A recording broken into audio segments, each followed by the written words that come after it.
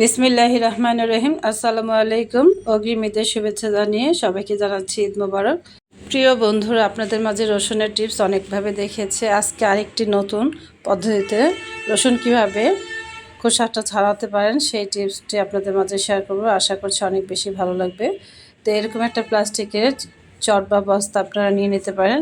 এর ভিতরে আপনারা চাইলে 1 থেকে 2, 3, 5 কেজিও নিয়ে নিতে পারেন। তারপর একটা হামার দিস্তা অথবা লোহার হাতুড়ি দিয়ে এভাবে একটু পিটিয়ে নিতে পারেন হালকা করে, যাতে এটা ছাড়া ছাড়া হয়ে যায়।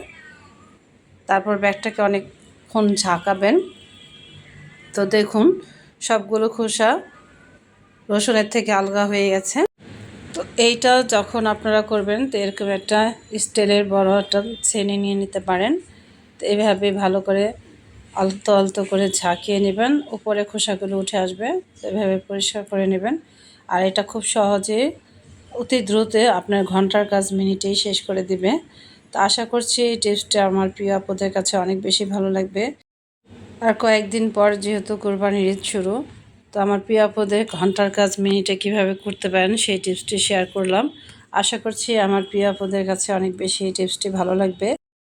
তো প্রিয় আপুরা দেখুন অতি দ্রুত কিভাবে আমি 1 কেজি রসুনের খোসা ছাড়িয়ে নিলাম। তো আপনাদের একটু কাছ থেকে দেখিয়ে দিচ্ছি। তো প্রতিটি রসুনের কোয়ায় কিন্তু ছেড়ে দিয়েছে। তো জাস্ট একটু হাত দিয়ে খালি আলতো করে পরিষ্কার করে নেবেন। তো এইভাবে আপনারা ঘন্টার কাজ মিনিটেই শেষ করতে পারেন। আশা করছি এই কোরবানির ঈদে আপনাদের এই টিপসটা অনেক বেশি ভালো লাগবে।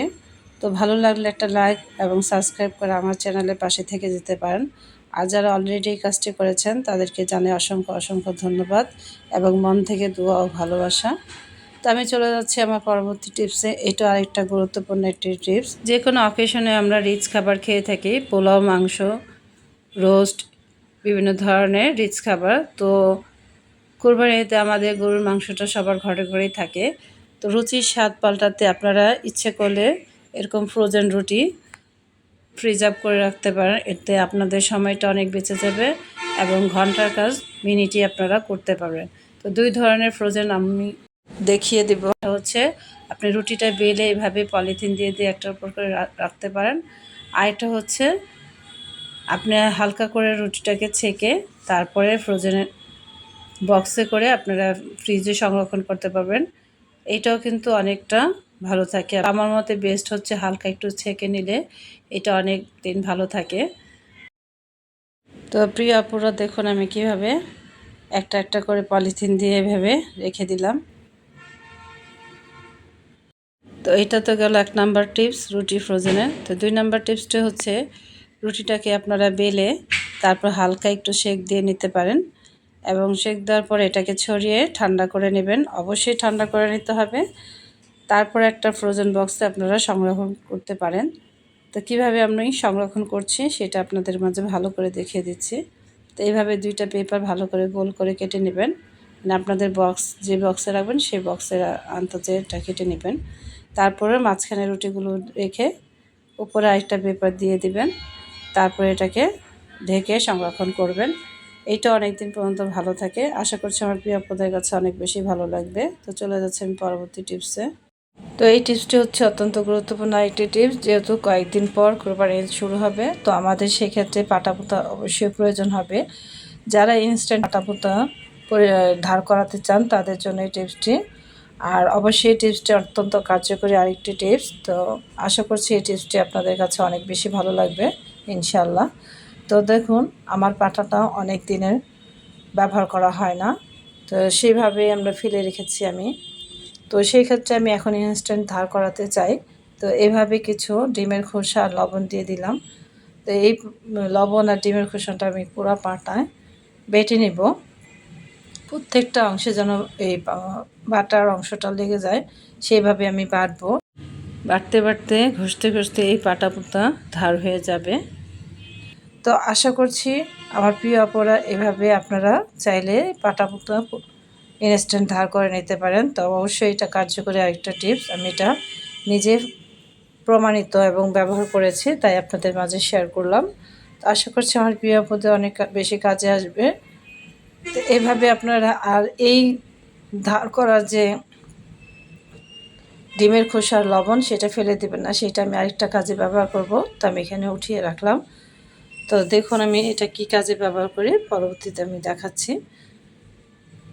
তো আমার 4 নম্বর টিপসটি হচ্ছে, যেহেতু সামনে কোরবানির ঈদ, তো সেই ক্ষেত্রে আমাদের বটি এবং ছুরি কাঁচিগুলো ধারালো করা দরকার। তো আমি যেই ডিমের খোসার লবণটা বেটে রেখেছিলাম উঠিয়ে, তো সেটা দিয়ে আমি এই জং ধরা বটিটা পরিষ্কার করে নেব। আর তার সাথে আমি একটা তেজপাতা অ্যাড করে দিব। তো আস্তে আস্তে এইভাবে সেই ডিমের খোসা লবণ গুঁড়াটা দিয়ে আর দিয়ে একটা তেজপাতা দিয়ে এটা ভালো করে ঘষে নেব। তো প্রিয় আপুরা দেখুন আস্তে আস্তে ঘষতে ঘষতে এটা কিন্তু জংটা উঠে যাবে। অনেক পুরানো জং থাকলেও সেটা উঠে যাবে এবং মরিচাগুলো উঠে যাবে। তো সেই ক্ষেত্রে আমাদের এই বটিটা ঝকঝকে হয়ে যাবে এবং ধারালো হয়ে যাবে সেই সাথে। তো আমরা চাইলে ইনস্ট্যান্ট এভাবে বাসায় প্রয়োজনীয় জিনিসগুলো আমরা ধার করে নিতে পারি। তো দেখুন কতটা পরিষ্কার হয়েছে ফাইনালি।